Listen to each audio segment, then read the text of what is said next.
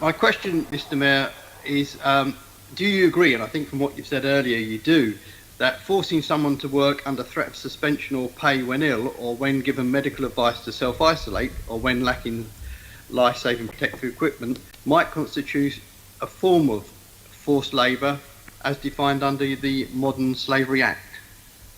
Firstly, can I thank you for your commitment to this area? It's a really good example of cross-party working. From what you've said, I think that would be not acceptable. It shouldn't be done. Thank you.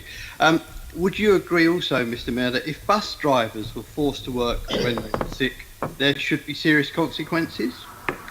Yeah, one of the things that we did early doors is, you'll be aware, there are 10 big bus operators. We made sure that they were shielding vulnerable bus drivers, and by vulnerable bus drivers I include not just those who are older, but those who have underlying health conditions. No bus driver who is vulnerable or is at risk of suffering the worst consequences of catching COVID-19 should feel forced to work. We also did this with our cleaners. They're not our cleaners, they're employed by private companies. We also made sure their pay was guaranteed, so they wouldn't inadvertently feel they've got to work when they shouldn't be.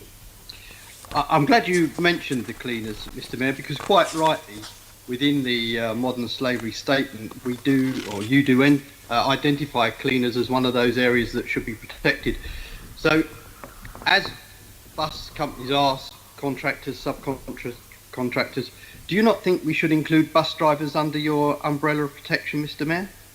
So we don't employ the bus drivers, but we're quite clear with the bus operators what expected of them, just like we don't employ the cleaners directly. We're quite clear in relation to what our expectations are, and by and large the bus operators have been really good. I know Gareth Powell talks about this when he came before the Transport Committee earlier on this week.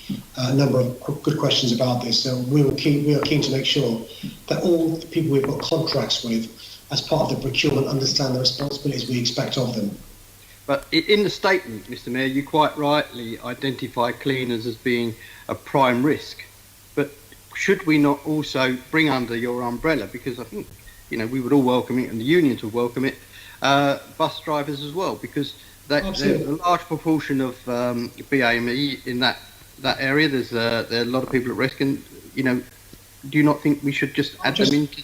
Yeah, just to reassure you, not only have we got above and beyond any transport authority in the country in relation to safety of bus drivers, I've also commissioned UCL, the Institute of Equity there, led by Sir Michael Moorman, to do a piece of really serious independent work, reassuring us that we're doing all that we can, as you're concerned about as well, to make sure our bus drivers are safe, but also come back with recommendations about what more we can do. That's notwithstanding the fact that they're not employed by us. But no, sorry, I don't want to give an impression that we don't care about them. The fact they're employed by independent companies is irrelevant. We really do care about them.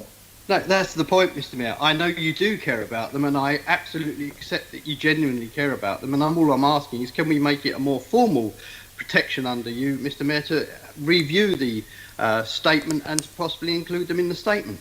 Chair, why don't I arrange for Heidi's speech, Keith Prince, because as ever he's got good ideas. So could I offline resolve this? And I'm sure we'll address the concern you've raised, because they're often good concerns. And let me ask Heidi to look into this, please, Chair. Thank you.